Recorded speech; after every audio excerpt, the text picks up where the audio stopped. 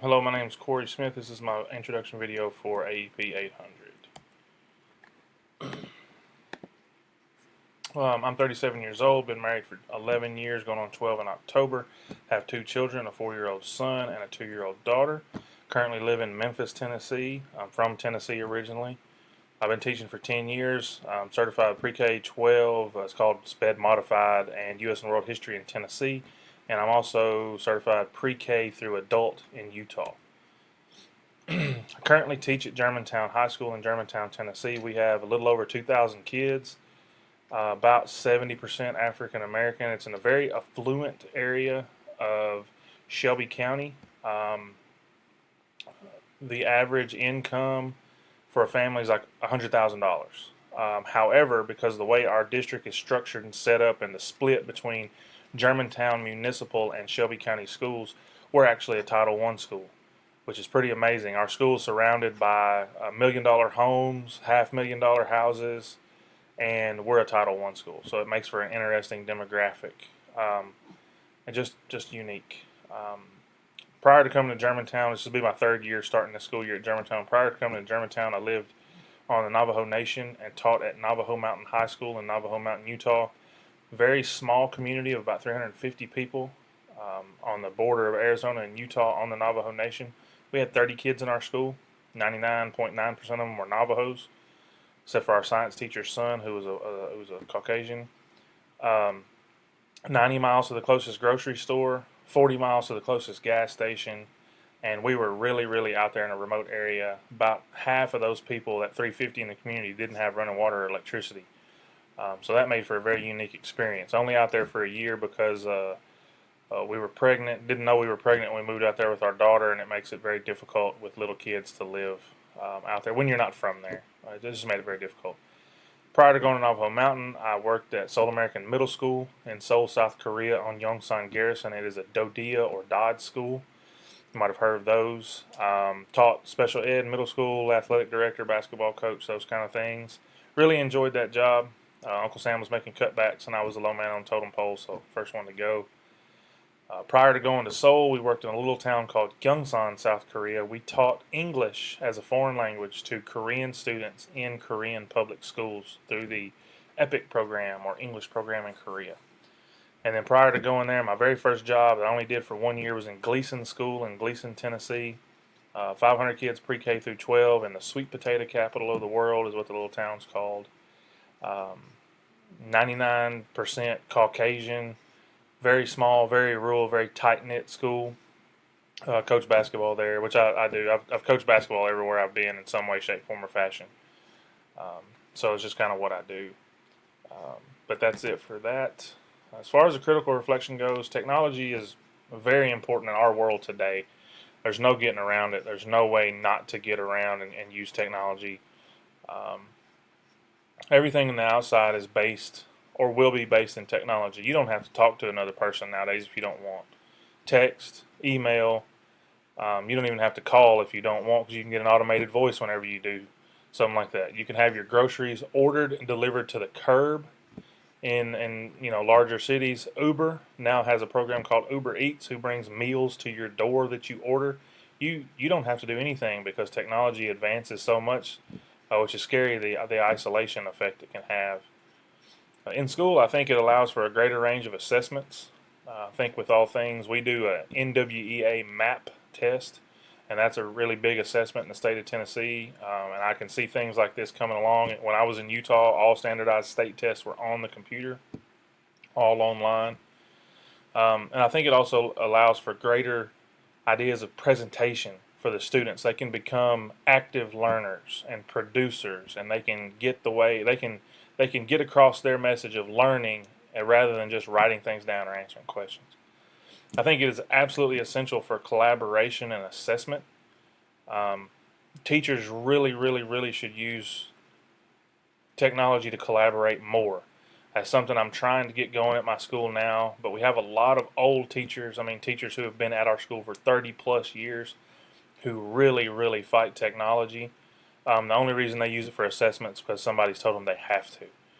They don't like to open their emails. They don't like to do anything geared towards technology, and it can make things hard. But I've seen it because when we worked in Utah, we were very connected. Even there's only 5 teachers in that building, and we were extremely connected to each other via Google. We used Google Classroom. We were 3 hours from our central office, and I could do anything I needed to do via presentation or phone calls. And we had great technology out there. It was absolutely amazing. And they really, really, really could use things. And we got to using Google Docs and Google Drive, and we just collaborate. And it was great. I thought it was awesome. And I think there are inexpensive options that school districts now have, like Chromebooks, for example, or a certain tablet. Samsung makes a cheaper tablet than an iPad. I'm not. I'm using a Mac right now. Hated them before I had to use it when I came to this current school district. I like it. Can't say that I love it, but I also really don't just get stuck on the iPad. I think tablets can be used effectively and they're inefficient. My wife has a Chromebook and she really likes it. I think schools should really go the Chromebook route because they're cheap. Everything can be done online, less likely for kids to lose materials. So I think that's really things that are out there, and I think it's really, really good. Personal reflection, what we do, we use PowerSchool. We're getting a new version of it this year. I really don't like it. I think it's terribly inefficient. Hoping this new one's pretty good. The state of Tennessee uses Easy IEP to write all of our IEPs. It's not a bad program. I used one in Korea called Aspen that was completely online that I thought was really good. Had a workflow set up great. Um, I use Google Drive all the time for things. I tried to talk the new teacher that I do English inclusion with into using it. She picked up on it and started using it, using Google Docs more, those kind of things. We have Promethean boards. There is a learning curve with the Promethean board that I'm just now getting used to, and I'd like to use it more. I've used smart boards in the past, and I think they're more plug in and go friendly than the Promethean board is, but the Promethean board has good options. We use a program called GradPoint for credit recovery, and the kids really like it. This year we had some SPED students who really, really were struggling reading on the anywhere between the first to fifth percentile. So when they're reading that low of level, writing a research paper is basically impossible. You can't read, you can't write. So we use GradPoint, some alternate assignments to deal with literature and grammar, and I really like GradPoint. It's very thorough, reads out loud to the kids who struggle with that. I like the questions. I like the way it's set up. I like the way it grades things. The questions are thorough. I really like that. We have laptops at our school, or laptop carts at our school. We check out through the library, and our librarians are awesome. Made friends with them really quick because I knew I'd be wanting to use the laptop carts, and they're always abreast of technology. It's really great. Teacher I work with, she's used Turnitin.com. I didn't necessarily like it, but she seemed to like it pretty good. And because the state of Tennessee has gone to the RTI model, we have to use EasyCBM for response to intervention, and then they also use iReady somewhere inside that EasyCBM area. Um, I had one-to-one laptops in Utah, and I thought that was pretty good. Because we were such a small school, we had one employee in the school who taught some part-time classes, and then he had to monitor all the laptops in the school, and it was great because we would be going over something in class, and I need the kids to be looking through a document because we use the G Suite out in Utah, and I would send them a document. I'd want them to be reading along, covering it, and then I wouldn't know that they were watching rodeo videos on a computer, but he could lock them down or he could warn them, and I thought that was really, really good. I know some districts here in Shelby County that have split off. We have one called Bartlett School District. They're supposed to be going one-to-one laptops. When I was in Korea, Seoul American High School had gone one-to-one laptops. And I know some people loathe it, but I think it's really, really a great opportunity because that's what their world is going to be. I've got kids who resist using Gmail in classes because I think it's the most simple to use, and I want them to do it so they can send me things or we can do things. And they resist it, and I say, look, you're going to have to use it, unless you're out digging ditches, and even then, you're probably going to have to answer an email some way, somehow. Did use Google Classroom a little bit in Utah, and I really liked that. I thought it was very simple. I'd like to see more options put to it. Use Gmail often, use Google Docs, Google Slides, especially here. Really like to use that stuff in school. My plan to help grow my school, and I'm really thinking about taking this to our principal, is trying to get to use Chromebooks. Unfortunately, they just send technology to my school sometimes without telling the principal, without telling anybody. Boxes of computers just show up, and they're not always what's best. We're now replacing all the Macs in schools with HPs, and I just really don't like them. They're too big, they're too slow. Just think Chromebooks would be a more cost-effective, more efficient thing to use. I'm really taking into heart that I should take the Google Education Suite to my principal and say, look, this is free. I think it would be great for collaboration. I think it'd be awesome for us to use. I like Google Classroom just for simple turn it in things. This is really simple.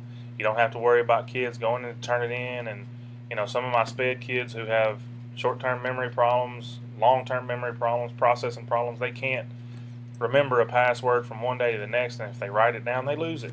It's just part of it. So it gets very frustrating. And Google would be easier for them to recover it because they can always text.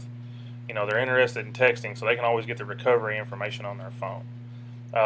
Google Docs, slides, sheets, etc. Drawings, I've used those. I really like all that stuff. I think it's good. It's not the end all and be all, but I do think it's really great. So I would really want I would really want to go with Google and use it for collaboration. I mean, the way you can use Google Docs for collaboration and people can change things and leave notes, I think it's awesome. I think it would also streamline a lot of stuff that you could do as a teacher, especially within your department.